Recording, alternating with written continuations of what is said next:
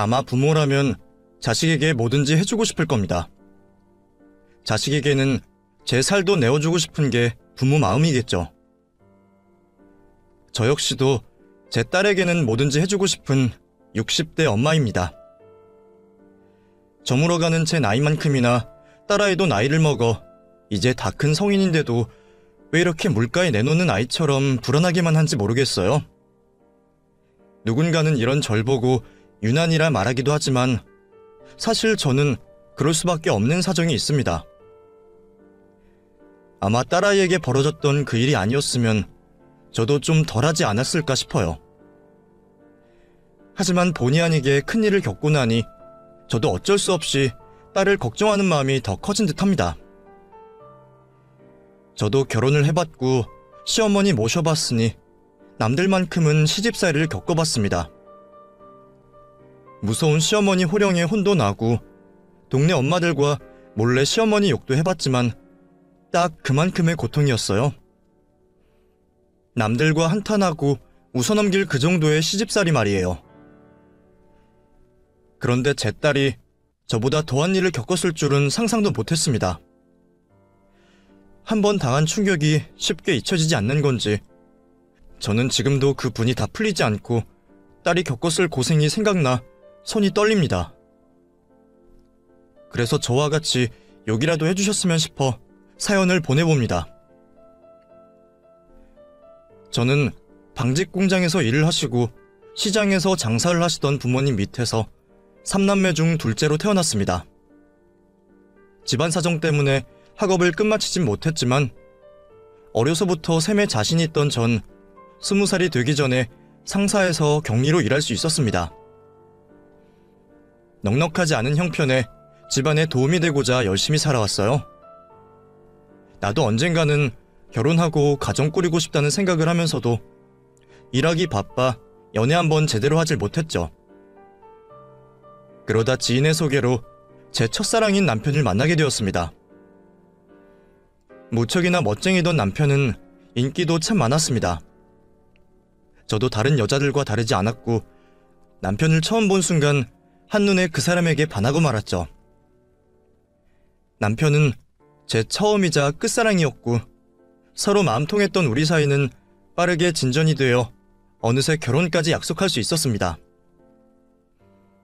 남편과의 결혼 생활은 참 행복했습니다. 남편은 저를 깊이 사랑했고 표현을 아끼지 않았기에 제가 다른 가진 것은 없어도 남편 하나는 잘 만났다 생각했어요. 그리고 얼마 뒤에는 우리의 사랑의 결실을 가지게 되었네요.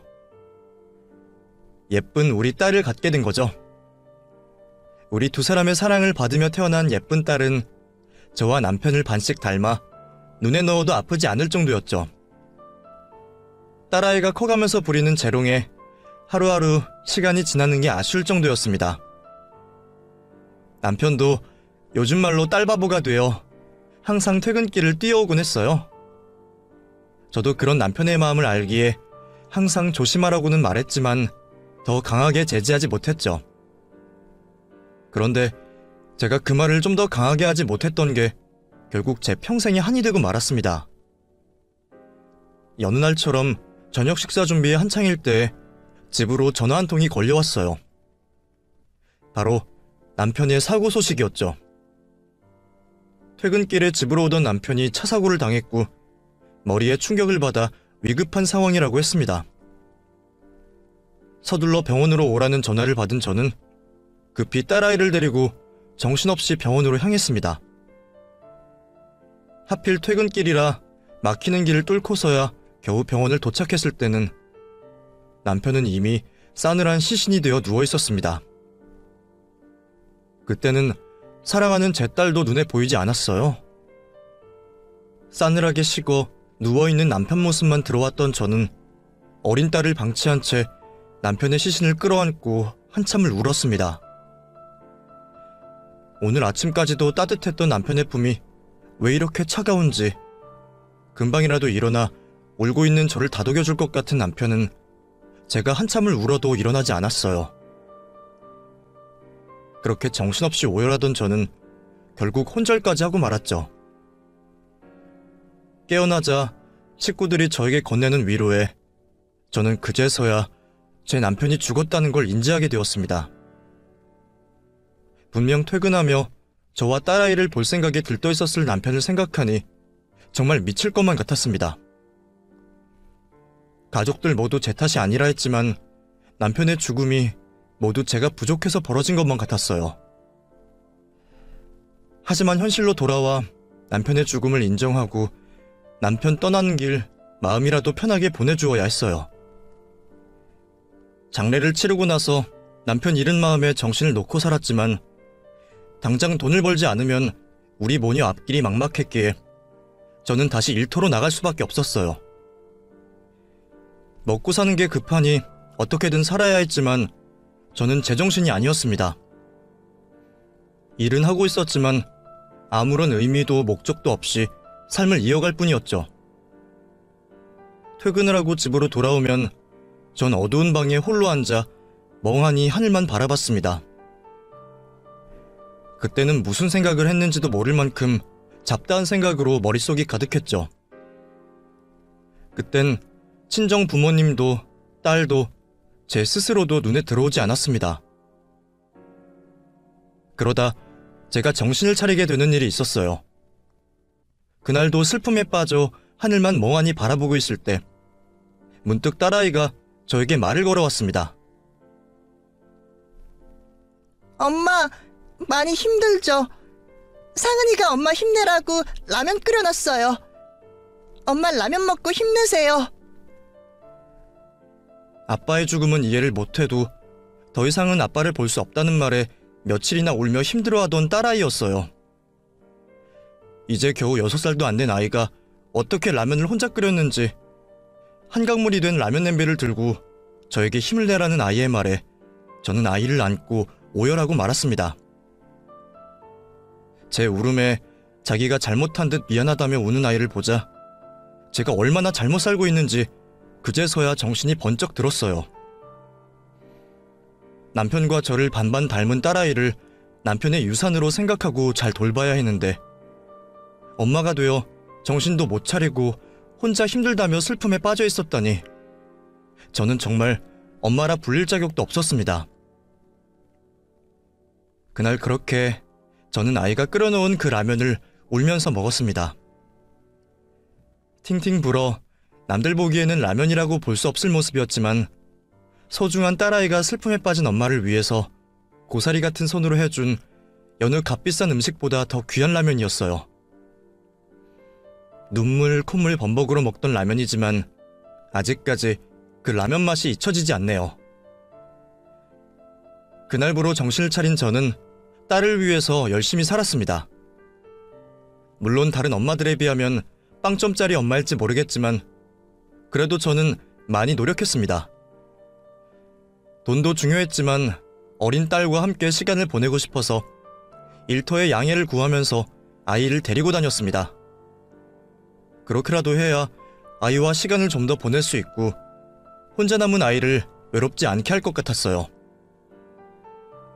그런 제 마음을 우리 아이도 알아주었나 봅니다. 보통 그 나이 때 아이들이 가만히 있는다는 게 쉽지 않은 일인데 저희 딸은 참 얌전했어요. 자기가 시끄러우면 엄마한테 곤란한 상황이 생긴다는 걸 알고 있는 건지 상황을 알고 엄마를 위해 신경을 쓰는 아이의 모습을 보자 저는 고마우면서도 가슴이 아팠습니다. 아이를 데리고 다니며 일을 한다는 게 어쩌면 저에게도 아이에게도 못할 짓이라는 생각이 들었습니다. 그래서 저는 집에서 공부방을 열어보기로 했어요. 물론 제가 대단한 명문대를 나온 것도 아니고 학원 선생님으로 일을 해본 적은 없지만 학창시절에도 종종 친구들을 알려주었고 과외도 해본 적이 있었기에 자신 있었어요. 그리고 무엇보다 딸아이와 안정적으로 시간을 보낼 수 있었죠. 처음부터 쉽진 않았지만 저렴한 가격의 아이들을 가르친다고 하니 주변 몇몇 분들이 아이들을 데리고 오셨습니다. 그리고 다행히 그 아이들이 성적이 오르자 다른 학생들도 찾아오게 되었죠. 그렇게 조금씩 늘어가는 공부방 학생들로 인해 딸과 저의 생활도 점차 안정적으로 지낼 수 있었습니다. 제 노력이 통했던 건지 딸아이는 참 바르게 자라주었습니다. 어쩌면 아버지가 일찍 돌아가셔서 위축되고 힘들어할 수도 있을 텐데 우리 딸은 그러지 않았어요. 아빠를 닮아 그런지 딸아이는 긍정적인 성격에 다른 친구들과도 잘 어울리며 친구들을 돕고 챙기며 인기도 많아 남들은 한 번 하기 힘들다는 반장도 몇 번이나 했었어요. 게다가 엄마가 하는 공부방 때문인지 조금만 알려줘도 곧잘 이해하고 학업 성취도 컸던 딸아이는 학교에서 받는 시험 성적 또한 우수했습니다. 제가 손댈 곳 하나 없이 알아서 뭐든 잘해내는 딸아이를 보면서 저는 항상 흐뭇했죠. 내 딸이라 그런 게 아니라 정말 남들이 부러워할 만한 그런 잘난 자식이었어요. 학교를 갈 때마다 선생님들께서 항상 아이 칭찬을 해주셔서 다른 학부모님들의 부러움도 많이 샀습니다. 그렇게 걱정 하나 없이 자라주던 딸아이에게 처음으로 교우 문제가 생겨 담임 선생님의 부름을 받게 되었어요. 안녕하세요. 선생님, 오랜만에 찾아뵈어서 죄송합니다. 그런데 우리 상은이한테 무슨 일이라도 있나요? 네, 어머님. 다름이 아니라 상은이가 같은 반 학생을 따돌려서요. 이게 또 집단적으로 벌어진 일인데 상은이가 주도를 해서 괴롭혔나 봐요. 저도 지금까지 상은이가 모범이 되는 아이라 그런 일을 의심하지 않았는데 이번에는 피해 학생이 직접 지목을 해서 알게 되었습니다. 네? 상은이가요? 아니, 우리 상은이가 그럴 애가 아닌데 지금 상은이는 어디 있죠? 어머님도 놀라셨을 텐데 너무 걱정하지 마시고요. 지금은 학생부 선생님들께서 아이들한테 이번 학교 폭력으로 물어보고 계실 거예요. 잠시 교무실에서 기다리시죠. 내 자식이라 무턱대고 감싼 것이 아니라 사실이 그랬습니다. 상은이는 다른 사람의 모자람을 보면 늘 제 몫을 남들에게 양보하고 언제나 남들 도와주기 바쁜 아이였어요. 가끔은 너무 손해보고 사는 것 같아서 엄마인 제가 더 답답할 정도였죠. 그런데 그런 제 딸아이가 왕따를 주동하고 학교 폭력을 선동하다니요. 아무리 피해 학생의 입에서 나온 얘기라고 해도 저는 그 얘기가 믿기질 않았습니다. 그래도 같은 자식을 둔 입장에서 딸아이의 잘못을 두고 볼 수 없었고 그게 사실이라면 저 역시도 대충 넘어갈 일이 아니라고 생각했어요. 상은아, 어떻게 된 건지 이야기해봐. 엄마, 학교 오시게 해서 죄송해요. 근데 저 아이는 괴롭힌 적 없어요. 오히려 괴롭힘 당하는 아이를 제가 도와줬는데 이게 무슨 일인지 저도 모르겠어요. 그러면 너는 괴롭히지도 않았는데 피해 학생이 너를 지목한 거라고? 엄마가 항상 당당하게 살라고 했지. 거짓말도 마찬가지야. 엄마를 속이는 걸 떠나서 너 자신한테 당당하길 바래. 다시 물어볼게. 너 피해 학생 괴롭힌 적 없어? 네, 엄마. 저 아이니 도와줬으면 도와줬지. 절대 괴롭힌 적은 없어요. 믿어주세요. 저는 제 아이를 믿었습니다. 아이 입에서 자신이 피해자를 괴롭혔다면 아이를 호되게 혼냈을 거고 저도 학교에서 피해 학생과 학부모에게 무릎을 꿇어서라도 용서를 구했을 거예요. 하지만 딸아이는 자신은 결백하다 말하고 있었고 저는 그런 딸아이의 말을 믿고 기다리기로 했어요. 그리고 얼마 뒤 다시 담임 선생님에게서 전화를 받게 되었습니다. 조사 결과 제 딸이 지목된 그 일에 오해가 있었다는 거였어요. 이유는 모르겠지만 왕따라던 그 피해 학생은 오히려 자신을 도와주던 제 딸을 왕따 주동자라 모함을 했던 것이었어요.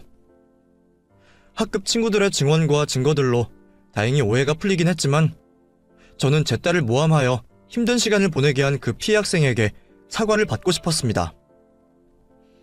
하지만 착한 제 딸이 그런 저를 오히려 말렸어요. 그 피해 학생한테 사과 정확히 받아야지. 상은이 너가 그 학생도 같이 데려오렴. 엄마, 그러지 마세요. 아이니 걔 불쌍한 애예요. 아마 진짜 괴롭히는 애들 지목하면 자기가 더 힘들어지니까 그나마 도와주는 저를 지목했을 거예요. 그래도 그게 말이 되니? 동물도 은혜를 갚는데 학교 생활 도와주는 친구를 모함해? 친구들이 모른 척이라도 했으면 어떡할 뻔했니? 엄마도 걔를 다그치거나 혼내겠다는 게 아니야. 걔가 잘못했다는 걸 알려주고 싶은 거야. 너가 이러면 내가 선생님께 찾아갈 수밖에 없어. 엄마, 이제 오해 풀고 잘 지내고 있는데 제가 그 친구랑 잘 말해볼게요. 아직 학기도 많이 남았는데 괜히 어색한 관계 만들고 싶지 않아요. 저는 다 용서했고 괜찮으니까 엄마도 개의치 마세요. 모함한 아이에게 따끔하게 한 소리 해주고 싶었는데 딸이 나서 저를 진정시켜주어 그 일을 넘어가기로 했죠. 가끔은 저보다 제 딸이 더 어른스러운 것 같다는 생각이 들어 제가 되려 부끄럽기도 했습니다. 그 뒤로도 여전히 바르고 올곧게 잘 자라준 아이는 어느덧 성년이 되어 있었어요. 그러면서 자신이 아빠 없이 자라면서 느낀 바가 있는지 고등학교를 졸업하곤 항상 봉사활동을 다니더라고요. 그러면서 어느 날 봉사활동을 하는 모임에서 만났다며 남자친구를 소개시켜 주었습니다. 시간이 흐르며 제 딸도 언젠가는 제품을 떠나 결혼을 하는 날이 온다는 것을 알았지만 그 시간이 얼마 안 남았다고 생각하니 참 섭섭하더라고요. 그나마 인사를 하러 온 상은이의 남자친구를 보고 마음은 놓였습니다. 상은이 남자친구는 뽀얀 얼굴에 눈은 처져서 첫눈에 보기만 해도 순한 남자아이로 보였어요. 잠깐 나눈 대화만 봐도 어디서 저렇게 상은이랑 비슷한 걸 데리고 왔나 싶을 정도로 제 딸과 닮아 있었더라고요. 거기다 자기들끼리 통하는 게 많은지 서로를 보기만 해도 좋아 죽는 모습을 보니 마치 저와 남편을 보는 것 같기도 했고 딸아이의 행복이 그려져서 제가 다른 말을 할 것도 없었습니다. 죽고 못 사는 모습을 보니 상황이 어떻게 되더라도 둘이서 잘 헤쳐나가겠다 싶었죠. 올바르게 자란 예비사위를 보니 사돈께서도 인성이 훌륭할 것 같았고 거기다 사돈될 분도 저와 비슷하게 일찍 남편을 잃고 혼자 자식을 둘이나 키우셨다고 하기에 결혼도 별 문제 없이 잘 될 거라 생각했습니다. 얼마 뒤 딸아이가 예비시댁에 인사를 드린다며 나갔습니다. 처음 인사하러 간다며 기대와 걱정에 잠도 설치는 아이를 보니 저도 긴장이 되었어요. 딸아이 준비를 도와주며 마음속으로 사돈 되실 분이 부디 우리 아이를 예뻐해 주시길 바랐습니다. 하긴 어딜 내놔도 부족하진 않은 아이였으니 예쁨 받을 수 있을 거라 생각했어요. 준비를 다 하고 보니 우리 딸 정말 누구에게 주기 싫을 만큼 예쁘더라고요. 눈물이 나오려는 걸 겨우 참고 잘 갔다 오라며 배웅을 해주었습니다. 딸아이를 배웅한 뒤 저는 집안일을 하면서도 온통 신경은 딸아이에게 가 있었습니다. 지금쯤이면 식사를 하고 있으려나 시어머니 될 분은 예뻐해 주려나 하며 온종일 돌아올 딸아이를 기다렸습니다. 다행히도 시댁 식구들과 잘 인사를 나누고 왔는지 밝은 모습의 표정을 짓던 딸아이는 고등학교 때 동창을 시댁에서 만나게 되었다며 반가워했어요. 그래, 잘 다녀왔어? 시어머니께서도 나 좋아해 주시는 것 같아. 근데 엄마, 알고 보니까 오빠 동생이 내 동창이야. 졸업하고 거의 10년 만에 보니까 처음에는 못 알아보겠더라고. 근데 어쩜 걔가 날 먼저 알아봐주는 거 있지? 동갑 신우이라 걱정 많았는데 친구였다니 얼마나 다행인지 몰라. 그 말을 듣고 저도 내심은 다행이라 생각했습니다. 워낙 교우관계가 좋았던 딸이다 보니 결혼 생활하며 지원군이 되어줄 사람이 있다는 게 다행이라 생각되었죠. 그런데 시댁에서 분위기 좋았다던 딸의 말과 다르게 사위의 집에서 돌연 결혼 반대를 한 겁니다. 분명 분위기도 좋았고 딱히 흠잡을 일도 없을 텐데 대체 무슨 일인가 싶었어요. 나에게 걱정을 끼치고 싶지 않았는지 딸아이는 자세한 내용을 설명하지 않았지만 집에 있으면서도 사위와 며칠 동안 그 일로 씨름을 하고 있었어요. 정확하게 알 수는 없었지만 전화를 엿들어보면 시댁에서 사돈 처녀가 반대를 하고 나서는 것 같았죠. 사돈도 아니고 사돈 처녀가 결혼을 반대한다는 게 참 어이가 없었습니다. 딸 가진 엄마여서 그랬을까요? 아니면 제가 부족한 형편 때문에 그랬을까요? 지금 같아선 우리 딸이 뭐가 모자란다고 어디 내놔도 자랑스러운 우리 딸 반대하냐며 큰 소리를 칠 텐데, 그때는 결혼 반대의 이유가 제 탓으로 생각되었고 딸아이가 받고 있을 상처가 마음 아파 제 속만 태우고 있었습니다. 그래도 다행히 작은 오해였는지 딸아이는 잘 해결되었다며 상견례 날짜를 잡자 말했습니다. 무슨 일인지 궁금했지만 딸아이가 알아서 해결했다니 더 이상 묻지 않기로 했죠. 제 딴에는 사돈 처녀가 어린 나이에 오빠가 다른 사람과 결혼하는 게 싫을 수도 있고, 동창이었던 친구가 자신의 새언니가 되어 불만이 있을 수 있겠다 생각했어요. 그래도 내 딸에게 행동한 게 얄미워 한 소리를 하려다 착한 사위를 보며 그만두기로 했죠.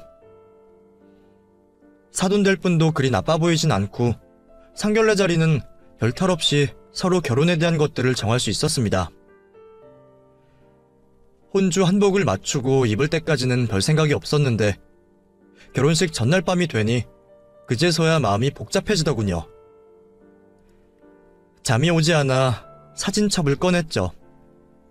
개구쟁이 모습의 딸의 사진으로 한가득 있는 사진첩을 보고 있으니 언제 저렇게 다 큰 숙녀가 되었는지 시간이 참 빨리도 간다 생각이 들었습니다. 그러면서 남편 생각도 많이 나더라고요. 다 큰 딸이 결혼하는 모습을 보면 참 좋아할 텐데 꿈에라도 나타나 이제껏 결혼 보내는 내게 수고했다는 말 한마디 해주기라도 하지. 그날 밤은 그렇게 한참을 사진첩을 뒤적이며 보냈습니다. 결혼 당일 많은 사람들의 축하를 받으며 걸어오는 아이를 보자 조책맞게 눈물이 터지고 말았습니다. 아빠 없이 귀하게 키운 딸 부디 행복하게 살아줬으면 했어요. 그렇게 결혼까지 시켰는데도 왜 그리 딸 걱정이 많았는지 모르겠습니다. 애가 살림은 잘 하려나 결혼 생활은 어렵지 않나 걱정되는 마음에 매주 딸아이를 찾아가기도 했습니다. 장모가 주말까지 찾아오면 불편할 만도 한데 사람 좋은 사위는 저에게 눈치 주지 않았어요. 그렇게 결혼 후에도 매주 딸을 보고 지내던 저는 얼마 뒤 그마저도 하지 못하게 되었습니다. 사돈댁 집에 문제가 생기는 바람에 공사를 한다고 몇 달간 애들 집에 계시겠다는 소식을 듣게 되었거든요. 결국 그 후로는 저도 발길을 끊었습니다. 아무래도 사돈이 집에 계신다니 불편하기도 했고 딸 보고 싶은 마음은 굴뚝 같았지만 괜히 찾아갔다 시댁 식구 미움이라도 받을까봐 연락도 잘 못했습니다. 제가 너무 옛날 사람이라서 그런지 몰라도 왜 우리 때는 그랬잖아요. 양쪽 집안 똑같은 명절인데 시댁에서 친정으로 통화하는 게 왜 그렇게 눈치가 보였는지. 눈치만 봤으면 다행이죠. 부모님 안부만 물었는데도 친정에 시집살이 일러 바친다며 혼이 났으니 저 때문에 딸이 괜한 트집 잡힐 거리가 생기는 게 싫었습니다.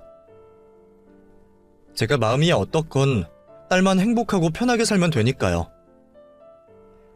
가끔 정말 보고 싶을 때면 회사 점심시간이나 퇴근 시간에 맞춰서 전화를 했어요. 그런데 직장 생활과 시댁과 같이 사는 집안 살림이 힘든지 딸아이 목소리에 힘이 없었죠. 응, 엄마. 딸, 왜 그래? 무슨 일 있어? 목소리에 힘이 없네. 시댁 식구가 힘들게 하니?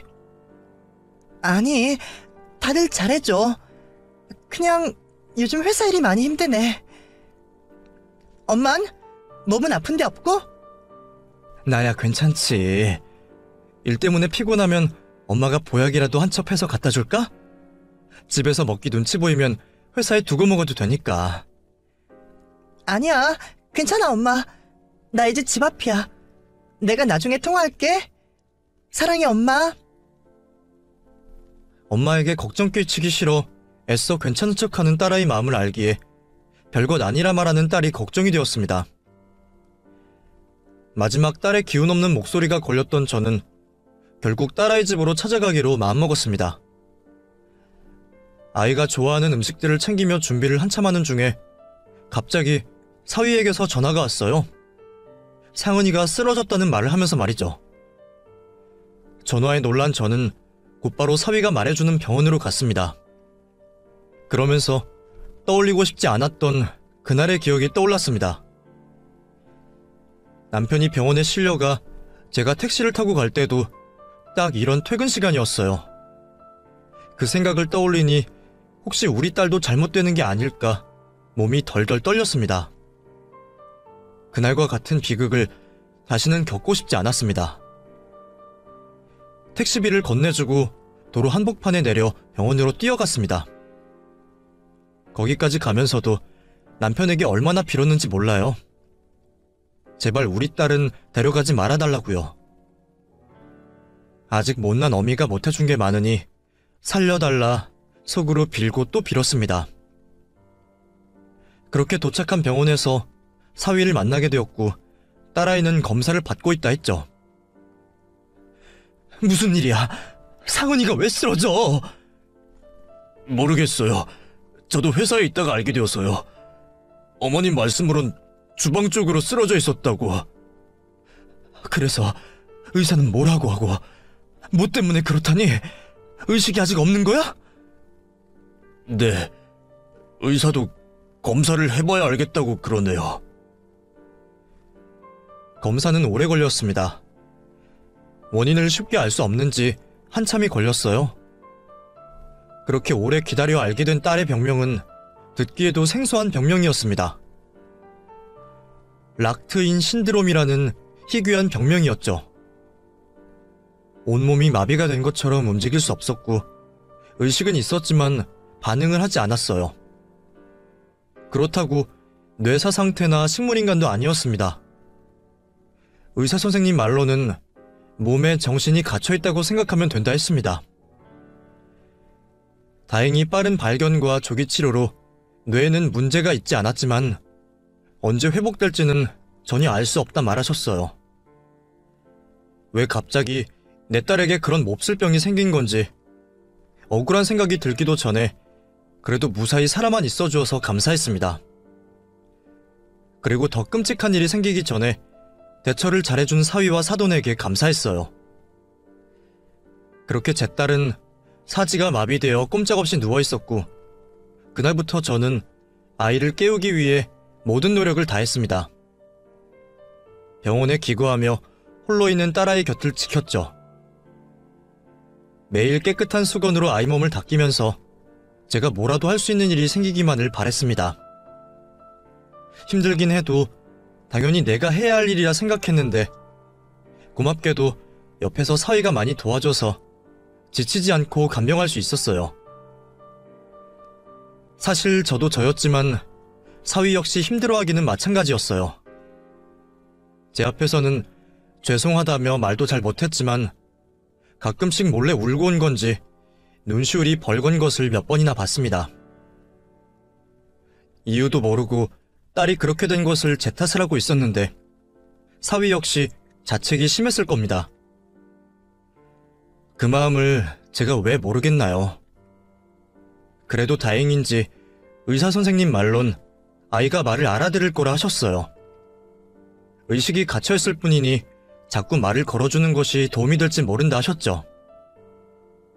그래서 저는 딸아이에게 그동안 부끄러워서 입이 떨어지지 않아서 하지 못했던 제 속마음을 이야기했습니다. 그러는 우리의 노력에도 딸아이는 일어나지 못했습니다. 처음에는 의식이 있다는 말에 희망을 느끼며 기다려왔지만 계속되는 기다림에 더 이상은 사위에게도 못할 짓이라 생각되었어요.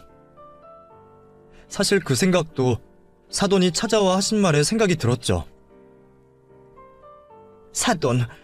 사돈이 먼저 나서서 저희 아들 놔주세요. 같은 자식 키우는 입장에 사돈 마음도 이해하지만 또 같은 입장이니 제 입장도 아시겠죠. 우리 병민이 저대로 두기에는 너무 아까운 아이 아닙니까? 벌써 몇 년이 지났습니까? 사실 그만큼 기다렸으면 다들 할 만큼 한 거예요. 제 말은 영 듣질 않으니 사돈이 말씀 좀 잘해주세요. 부탁드립니다. 누워있는 내 딸이 가망이 없다며 아들을 놔달라는 사돈의 얘기에 속이 상했습니다. 화도 나고 섭섭하기도 했어요. 그러면서도 그 마음이 이해가 되었습니다. 나야 내 딸 생각해서 서운하지만 사위도 자식이나 마찬가지인데 아직 젊은 나이에 언제 일어날 줄 모르는 내 딸을 기다리게 할 수는 없었죠. 그래서 저도 이를 악물고 사위에게 이혼을 권했습니다. 김서방, 아니 영민아, 세상 사람들도 다 알 거다.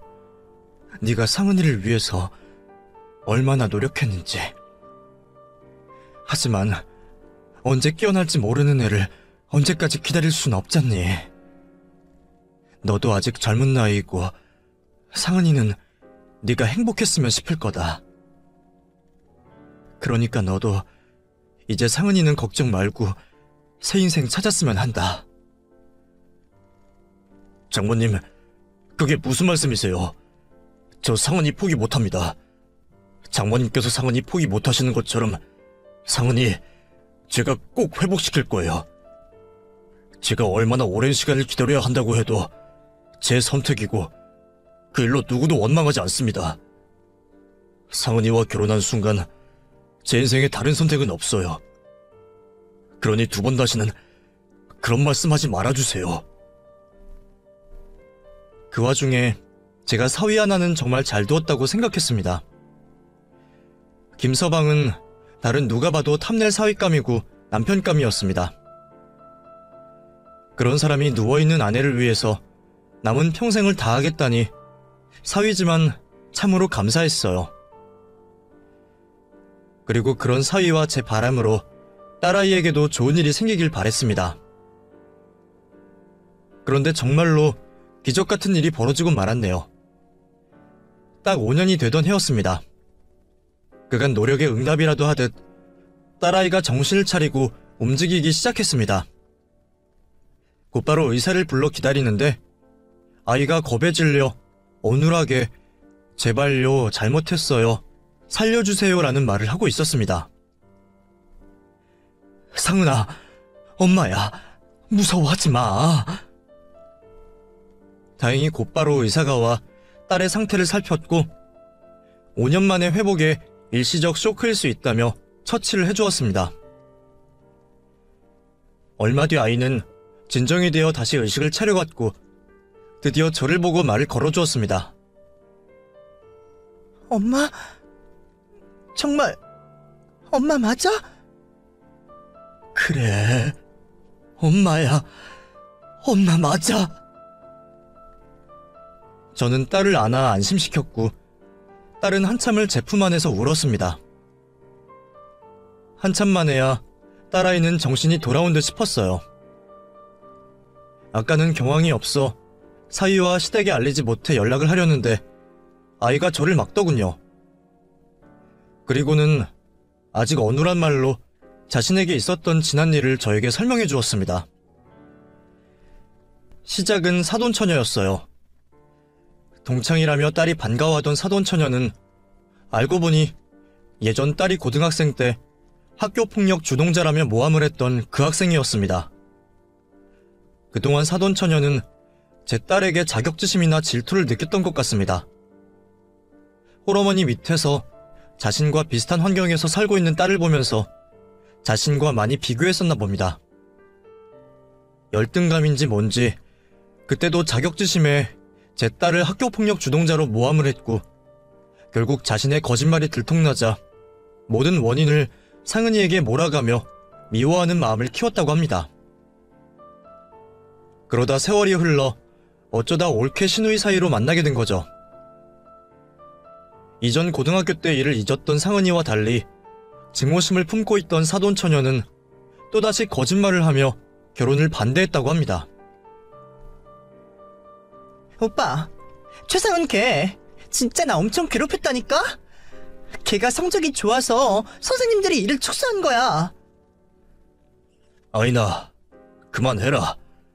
나도 그때 무슨 일인지 다 들었잖아. 동생한테 무관심한 오빠 같아서 내가 직접 발로 나서서 네 친구들한테 물어보고 다녔잖아. 결국 왕따도 다 네가 못된 짓 하니까 미움받은 거였고, 상은이는 오히려 너를 감싸고 도와줬다며. 엄마한테도 거짓말했던 거 아니까 이제 그만해. 아이나, 그때 한 사과는 다 거짓이야? 이렇게 만나게 되었으면 미안한 마음에 더 잘해줄 생각을 해야지. 이제 가족들 사이인데 너도 그만해라. 오빠도 걔한테 속고 있는 거야. 제 딸의 성품을 잘 알고 있는 사위는 그 일을 당연히 믿지 않았지만 사돈은 사돈처녀의 말을 그대로 믿었나 봅니다. 나중에 사위에게 들어서 알게 되었지만 사돈처녀가 어린 시절부터 문제가 많았다고 해요. 약간의 우울증도 있고 애정결핍도 있고요. 그러다 보니 사위도 동생을 많이 챙겼고 사돈 입장에서는 안 그래도 안으로 굽는 팔 더 굽었나 봅니다. 어쩌면 저처럼 딸한테 못다 해준 마음에 거짓말인 것을 알면서도 믿으려고 했는지도 모르죠. 그래도 사위가 나서서 증거들을 들이밀며 제 딸을 옹호했고 다행히 오해는 풀렸다 생각했죠. 그 후 결혼까지 하게 되었지만 그 두 모녀는 끝내 제 딸을 미워했던 모양입니다. 같이 살게 된 이후로도 사위 앞에서는 착한 시모와 시누이 모습이었지만 사위가 없을 때는 제 딸을 그렇게 못살게 굴고 심하게 괴롭혔다고 합니다. 사사건건 시비에 타박을 하고 하다못해 애비 없어 그리 컸냐는 얘기까지 들었으니 여리디 여린 제 딸이 그 충격을 버틸 수가 있었을까요? 그런 상황에서도 남편과 제가 걱정할까 혼자서 모든 걸 버티던 딸아이는 어느 날 쓰러지고 만 거죠. 모든 걸 알게 된 저는 착한 딸이 이렇게 바보 같을 수 없었어요. 엄마에게 전화 한 통화만 하면 제가 당장 달려가 딸아이를 데려왔을 텐데, 아니, 사위에게 똑바로 하라며 말이라도 했어야 했어요. 그런데 그 지경이 되도록 참은 걸 보니 제가 딸을 잘못 키웠나 싶었어요. 저나 사위 걱정에 사실을 말해볼 생각도 못한 제 딸은 홀로 그 고통을 견뎌야 했고 어쩌면 이유 없던 아이의 병이 그 스트레스 때문이었구나 싶어 기가 막혔습니다. 그래놓고 자기 아들 놔달라 내게 부탁하고 심지어 며칠 전 노처녀라서 걱정하던 자기 딸 드디어 좋은 집에 시집 간다며 내 앞에 자랑까지 하고 간 그 여자를 도저히 용서할 수가 없었습니다. 사돈, 저희 딸 이야기 들으셨나요? 아유, 딸 때문에 걱정받을 사돈 앞에서 할 이야기는 아니지만 저희 딸이 이번에 워낙에 훌륭한 남군을 만나게 되어서요. 대체 누구 만나서 결혼하려고 여태 혼자 있었나 했는데 그런 남편을 만나려고 그랬던 모양이에요. 우리 아들도 잘났다 싶었지만 사위가 참 대단한 인물이에요. 저도 남편 없이 노력하며 살았는데 이제서야 보상을 받는 듯하네요. 그러세요? 얼마나 대단한 사윗감이길래요? 집안부터가 아예 틀리더라고요. 흔히 말하는 로얄 패밀리 아시죠? 로얄. 집안 재산도 상당한데 조부모님부터 사위 될 사람까지 아주 사회에 명망 있는 집안이에요. 그 집에는 워낙 부족한 게 없어서 바라는 게 많을까봐 걱정했는데 다행히도 우리 아이니 다른 것은 안 보고 인성만 본다고 하네요. 그쪽 집에서도 우리 애를 얼마나 마음에 들어 하시는지 하루빨리 나를 잡자고 난리랍니다. 역시 사람이 가진 게 많으니 마음도 넉넉한가 봅니다. 남의 자식은 누워있는 와중에 자기 딸 자랑하고 간 사돈이 기가 막혔지만 아무것도 못하고 축하를 해주었네요. 그 얘기가 떠오른 저는 저만의 복수를 하기로 했습니다.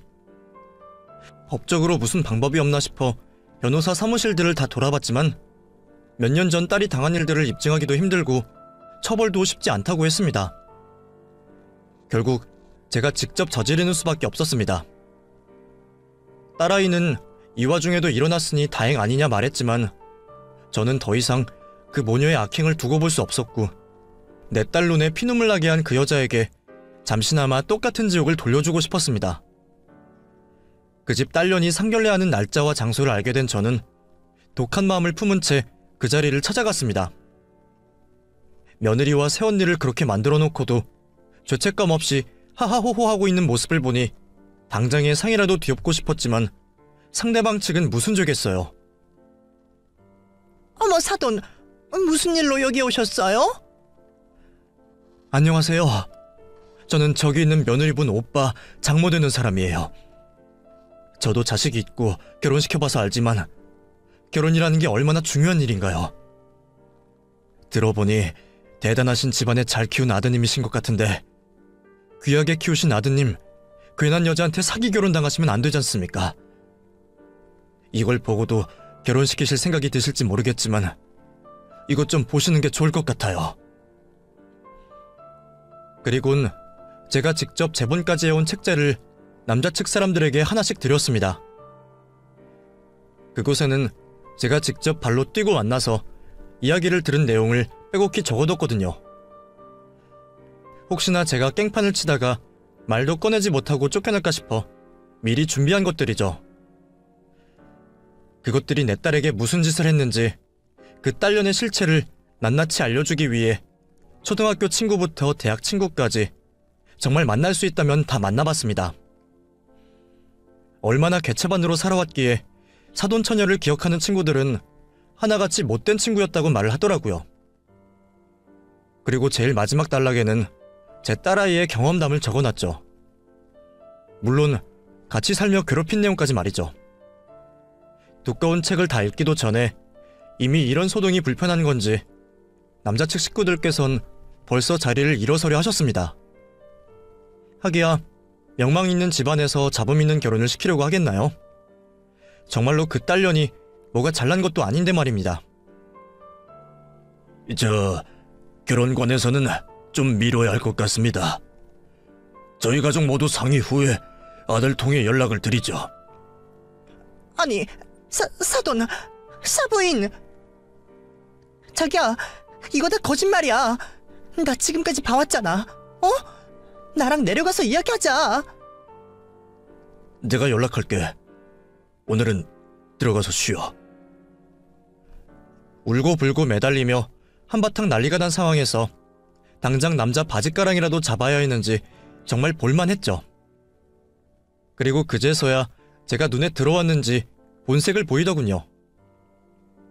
당신, 내 딸 앞길 망치려고 작정했어? 무슨 악한 심정이 있어서 이러는 거야? 움직이지도 못하는 딸, 우리 아들이 옆에 있어주는 것만으로도 처리해야 하는 판에. 이것들이 어디서 큰 소리야? 너네 책 맨 뒤에 못 봤어? 내 딸 깨어났어, 알아? 너네 못된 모녀 둘이서 우리 딸 괴롭힌 걸 내가 이제 다 안다고. 이제라도 내가 속 풀어야겠다. 이것들 이리 와. 그리곤 한바탕 난리가 벌어졌습니다. 저는 두 모녀의 얼굴에 음식을 집어던지고 머리끄댕이를 잡아당겼죠. 그때는 경찰서 가는 게 무섭지도 않더라고요. 한참을 실랑이 끝에 얼굴도 쥐어 터지고 결혼도 망하게 된 사돈처녀가 먼저 앉아서 대성통곡을 하였습니다. 연이어 사돈이란 그 여자도 자기 꼴이 서러운지 우는 딸에게 안겨 울기 시작하더라고요. 서희에게까지 못 보일 모습을 보인 저는 어떤 말도 못하고 딸이 있는 집으로 돌아가게 되었습니다. 그리고 딸에게 오늘 있었던 일을 말했어요. 상은아, 엄마가 네 결혼 망쳐서 미안하다. 근데 그런 시댁이랑은 힘들게 살 필요 없어. 자칫했으면 너 정말 죽을 뻔한 거야. 이제 엄마가 옆에서 보살펴 줄 테니까 걱정하지 말고 엄마랑 같이 살자. 병민이랑은 이렇게 되어서 미안하지만 난 딸을 살려야겠어. 다시 그 집에는 못 보낸다. 아니야. 엄마 나 때문에 이렇게 되어서 미안해. 우리 엄마 엄청 착한 사람인데 나 때문에 그런 행동까지 하고 미안해. 딸과 제가 서로에게 미안하다 말을 하고 있을 때 사위가 집으로 찾아왔습니다. 자기 엄마에게 한 행동을 따지려나 싶었는데 바로 무릎을 꿇더라고요. 장모님, 죄송합니다. 상은이 남편이라는 놈이 괴롭힘 당하는 것도 모르고 저 용서해주세요. 자네에게는 다른 감정 없네. 오히려 미안하고 고마울 뿐이야. 그래도 다시는 그 집에 상은이를 돌려보낼 수가 없네. 저 어머니와 연 끊고 오는 길입니다. 원래는 둘 다 데려와서 장모님과 상은이 앞에 무릎이라도 꿇고 사과하려고 했는데 끝까지 잘못하신 부분을 인정 안 하셔서요. 저도 제 어머니랑 동생이 왜 그런 괴물이 되었나 모르겠습니다. 죄송합니다, 어머님. 부모와 연을 끊는 게 쉬운 일이 아니지 않습니까? 그런 결심까지 하고 온 사위를 쫓아낼 수 없었습니다. 물론 딸을 생각하는 마음도 알았고요. 그 후로 아직 회복을 하고 있는 딸과 사위, 저 이렇게 3명이 같이 살고 있습니다. 혹시 저도 못된 장모가 될까 싶어 혼자 살겠다고 했는데 사위가 이제는 딸과 떨어져서 살지 말라고 하네요. 아직 딸은 몸을 움직이는 데 있어 정상적이지 않아 병원 치료를 받고 있습니다. 그래도 몸은 불편하지만 딸은 행복하게 지내고 있어요. 사랑하는 사람들과 살고 있어 죽을 만큼 행복하다는 제 딸의 웃는 모습을 보면 저도 행복해집니다. 그나마 저의 마지막 소원은 딸아이가 부디 예전처럼 완벽히 몸이 회복되었으면 하네요. 이제는 딸 옆에 떨어지지 않고 꼭 붙어 살아가려고 합니다. 여러분들도 짧은 인생 사랑하는 자식, 부모와 행복하게 하셨으면 하네요. 감사합니다.